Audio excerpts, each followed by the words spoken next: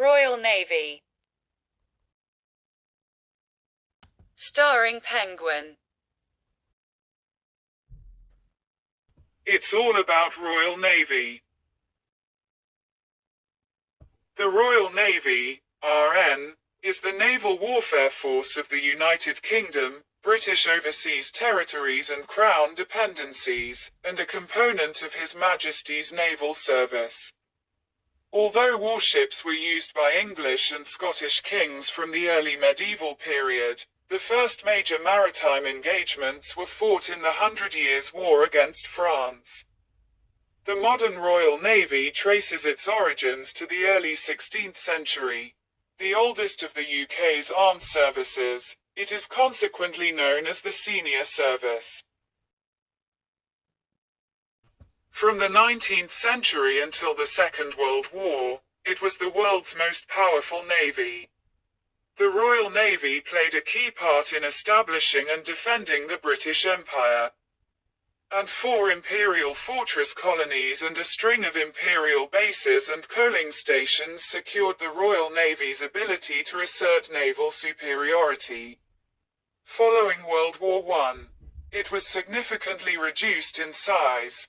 7. During the Cold War, the Royal Navy transformed into a primarily anti-submarine force, hunting for Soviet submarines and mostly active in the GI-UK gap.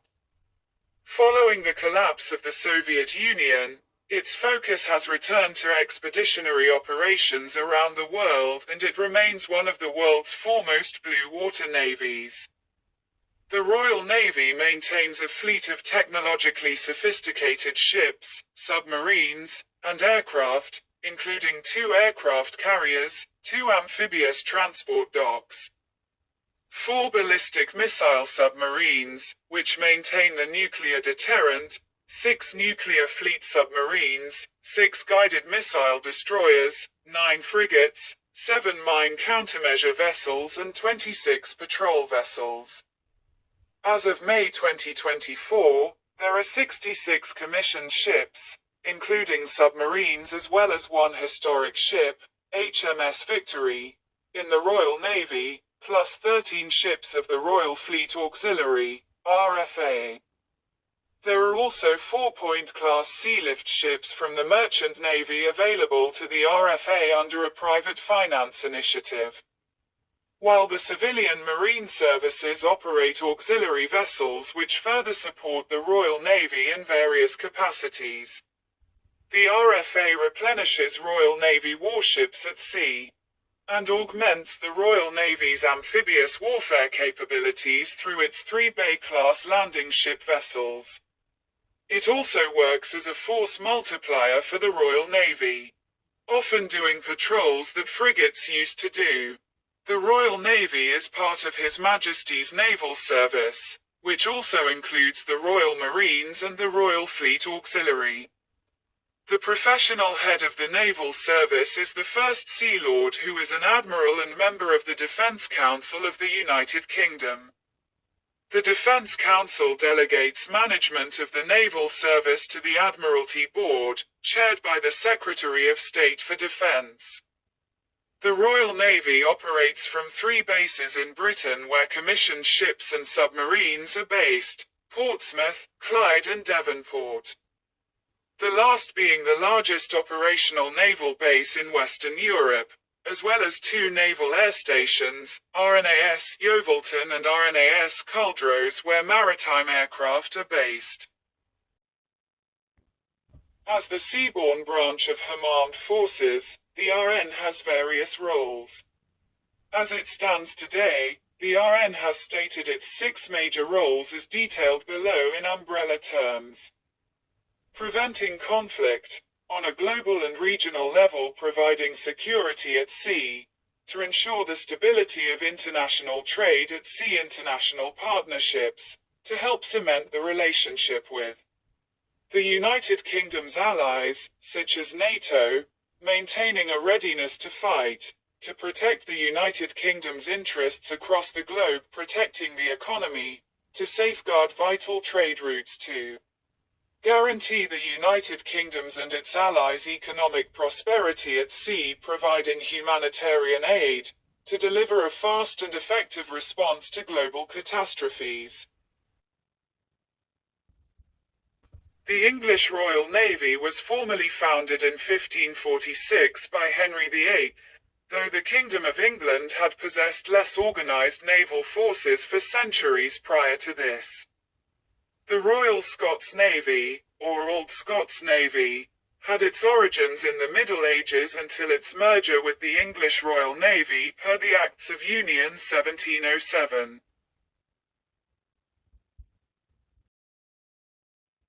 During much of the medieval period, fleets or king's ships were often established or gathered for specific campaigns or actions, and these would disperse afterwards. These were generally merchant ships enlisted into service. Unlike some European states, England did not maintain a small permanent corps of warships in peacetime. England's naval organization was haphazard, and the mobilization of fleets when war broke out was slow. Control of the sea only became critical to Anglo-Saxon kings in the 10th century.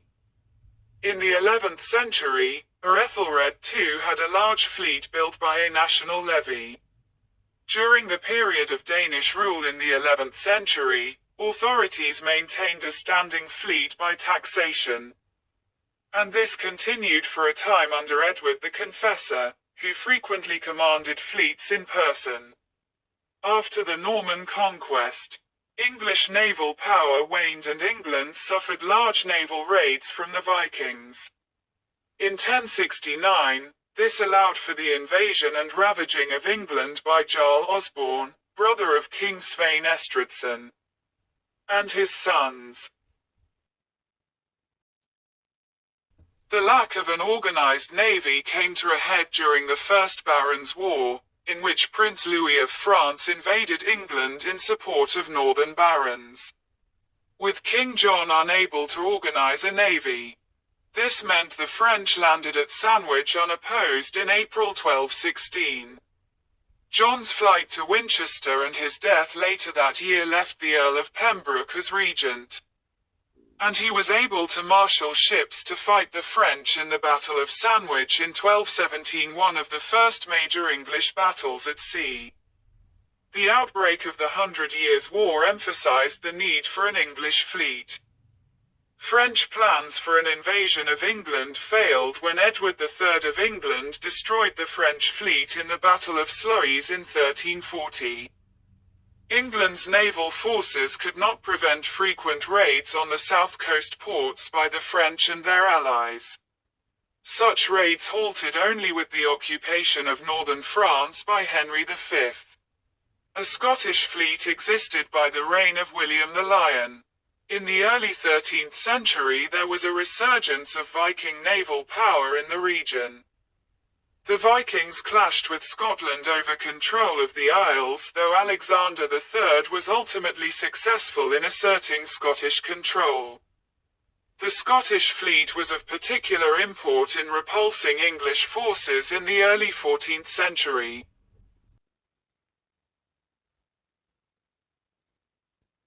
A late 16th century portrait of the Spanish Armada battling Royal Navy warships.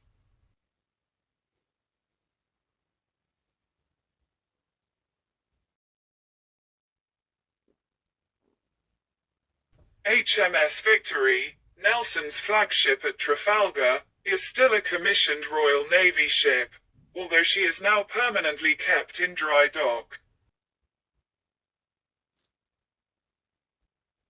A standing Navy Royal, with its own secretariat, dockyards and a permanent corps of purpose-built warships, emerged during the reign of Henry VIII.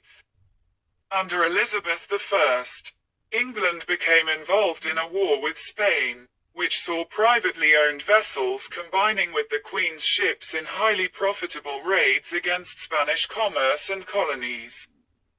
The Royal Navy was then used in 1588 to repulse the Spanish Armada, but the English Armada was lost the next year. In 1603, The Union of the Crowns created a personal union between England and Scotland, while the two remained distinct sovereign states for a further century. The two navies increasingly fought as a single force. During the early 17th century, England's relative naval power deteriorated until Charles I undertook a major program of shipbuilding. His methods of financing the fleet contributed to the outbreak of the English Civil War, and the abolition of the monarchy. The Commonwealth of England replaced many names and symbols in the new Commonwealth Navy, associated with royalty and the High Church, and expanded it to become the most powerful in the world. The fleet was quickly tested in the First Anglo-Dutch War, 1652–1654, and the Anglo-Spanish War, 1654–1660, which saw the British conquest of Jamaica and successful attacks on Spanish treasure fleets.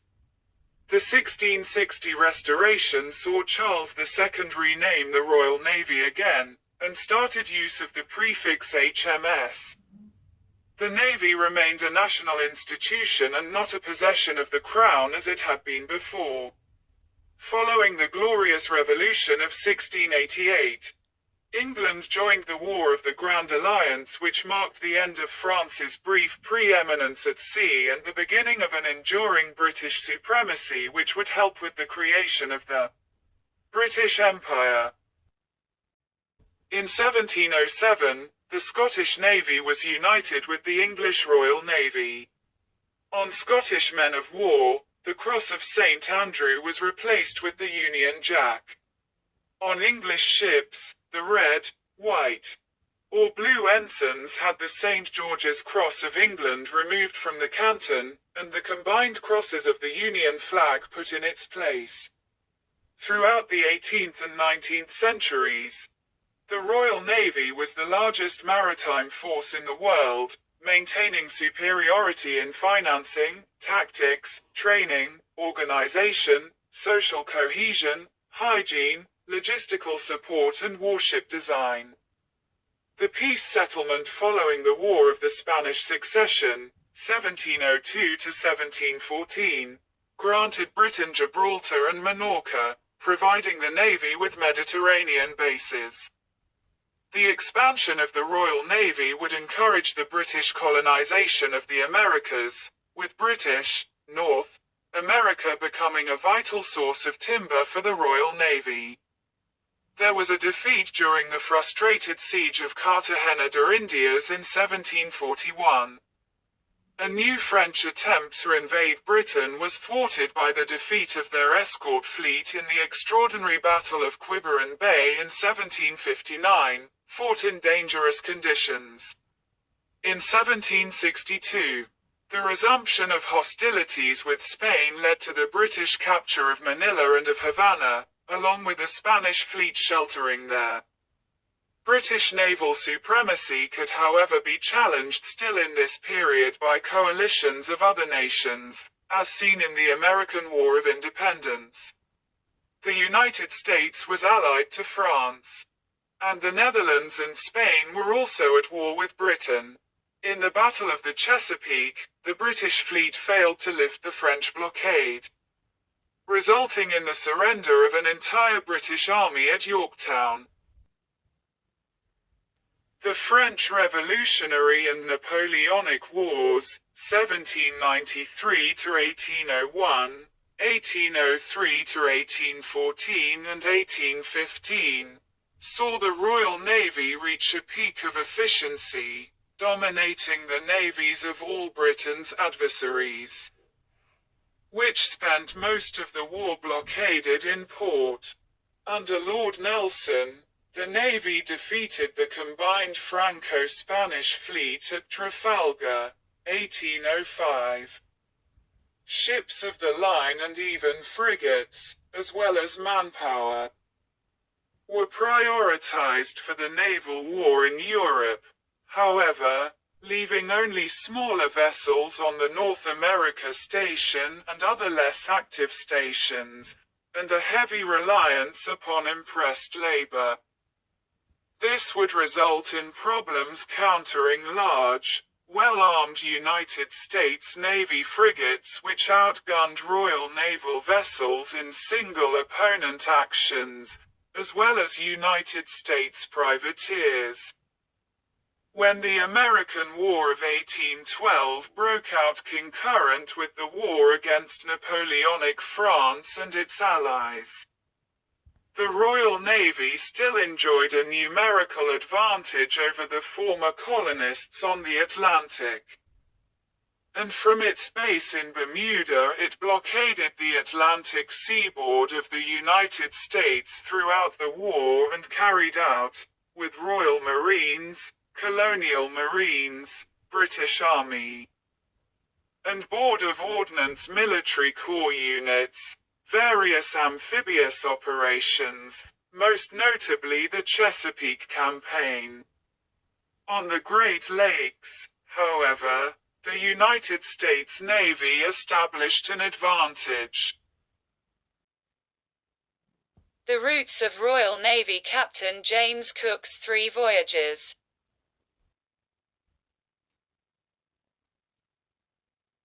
The Royal Navy played an historic role in several great global explorations of science and discovery.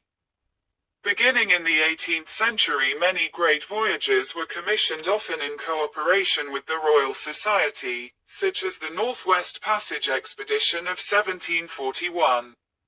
James Cook led 3 great voyages, with goals such as discovering Terra Australis, observing the transit of Venus, and searching for the elusive Northwest Passage. These voyages are considered to have contributed to world knowledge and science. In the late 18th century, during a 4-year voyage, Captain George Vancouver made detailed maps of the western coastline of North America. In the 19th century, Charles Darwin made further contributions to science during the second voyage of HMS Beagle. The Ross expedition to the Antarctic made several important discoveries in biology and zoology. Several of the Royal Navy's voyages ended in disaster, such as those of Franklin and Scott. Between 1872 and 1876, HMS Challenger undertook the first global marine research expedition, the Challenger Expedition. HMS Warspite and Malaya, seen from Valiant at the Battle of Jutland.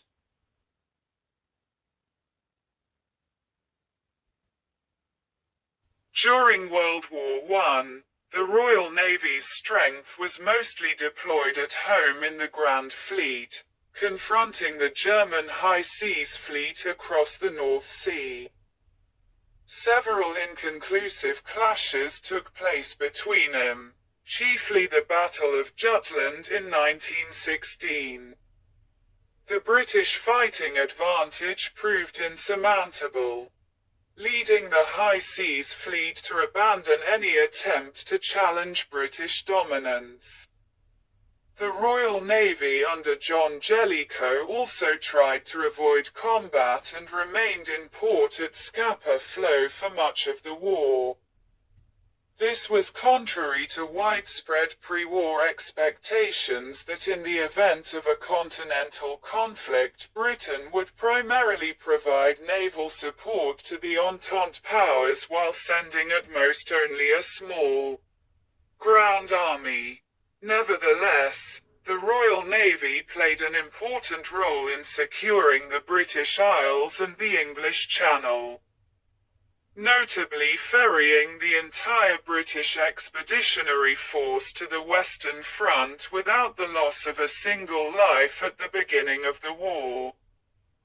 The Royal Navy nevertheless remained active in other theatres, most notably in the Mediterranean Sea, where they waged the Dardanelles and Gallipoli campaigns in 1914 and 1915. British cruisers hunted down German commerce raiders across the world's oceans in 1914 and 1915, including the battles of Coronel, Falklands Islands, Cocos, and Rufiji Delta, among others. At the end of World War I, the Royal Navy remained by far the world's most powerful navy, larger than the US Navy and French Navy combined, and over twice as large as the Imperial Japanese Navy and Royal Italian Navy combined. Its former primary competitor, the Imperial German Navy, was destroyed at the end of the war. In the interwar period, the Royal Navy was stripped of much of its power. The Washington and London naval treaties imposed the scrapping of some capital ships and limitations on new construction. At the start of World War II in 1939, the Royal Navy was still the largest in the world, with over 1,400 vessels. The Royal Navy provided critical cover during Operation Dynamo, the British evacuations from Dunkirk, and as the ultimate deterrent to a German invasion of Britain during the following 4 months. The Luftwaffe under Hermann Göring attempted to gain air supremacy over southern England in the Battle of Britain in order to neutralize the home fleet, but faced stiff resistance from the Royal Air Force. The Luftwaffe bombing offensive during the Canal Camp phase of the battle targeted naval convoys and bases in order to lure large concentrations of RAF fighters into attrition warfare. At Taranto, Admiral Cunningham commanded a fleet that launched the first all-aircraft naval attack in history. The Royal Navy suffered heavy losses in the first 2 years of the war. Over 3,000 people were lost when the converted troopship Lancastria was sunk in June 1940, the greatest maritime disaster in Britain's history. The Navy's most critical struggle was the Battle of the Atlantic, defending Britain's vital North American commercial supply lines against U-boat attack. A traditional convoy system was instituted from the start of the war, but German submarine tactics, based on group attacks by wolf packs, were much more effective than in the previous war. And the threat remained serious for well over 3 years. After World War II, the decline of the British Empire and the economic hardships in Britain forced the reduction in the size and capability of the Royal Navy. The United States Navy instead took on the role of global naval power. Governments since have faced increasing budgetary pressures, partly due to the increasing cost of weapons systems. In 1981, Defense Secretary John Nott had advocated and initiated a series of cutbacks to the Navy. The Falklands War, however, proved a need for the Royal Navy to regain an expeditionary and littoral capability which, with its resources and structure at the time, would prove difficult. At the beginning of the 1980s, the Royal Navy was a force focused on blue water anti-submarine warfare. Its purpose was to search for and destroy Soviet submarines in the North Atlantic, and to operate the nuclear deterrent submarine force. The Navy received its first nuclear weapons with the introduction of the first of the Resolution-class submarines armed with the Polaris missile. Following the conclusion of the collapse of the Soviet Union and the end of the Cold War in 1991, the Royal Navy began to experience a gradual decline in its fleet size in accordance with the changed strategic environment it operated in. While new and more capable ships are continually brought into service, such as the Queen Elizabeth-class aircraft carriers, Astute-class submarines, and Type 45 destroyers, the total number of ships and submarines operated has continued to steadily reduce. This has caused considerable debate about the size of the Royal Navy. A 2013 report found that the Royal Navy was already too small, and that Britain would have to depend on her allies if her territories were attacked. The financial costs attached to nuclear deterrence, including Trident missile upgrades and replacements, have become an increasingly significant issue for the Navy. HMS Queen Elizabeth, a Queen Elizabeth-class aircraft carrier, on sea trials in June 2017. HMS Duncan, the Type 45 guided missile destroyer.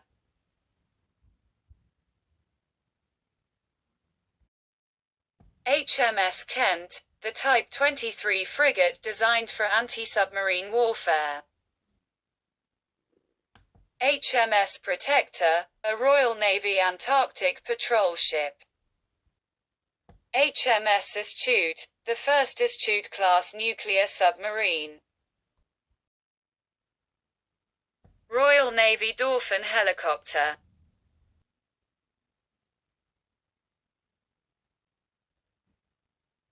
The Fleet Air Arm, FAA, is the branch of the Royal Navy responsible for the operation of naval aircraft. It can trace its roots back to 1912 and the formation of the Royal Flying Corps.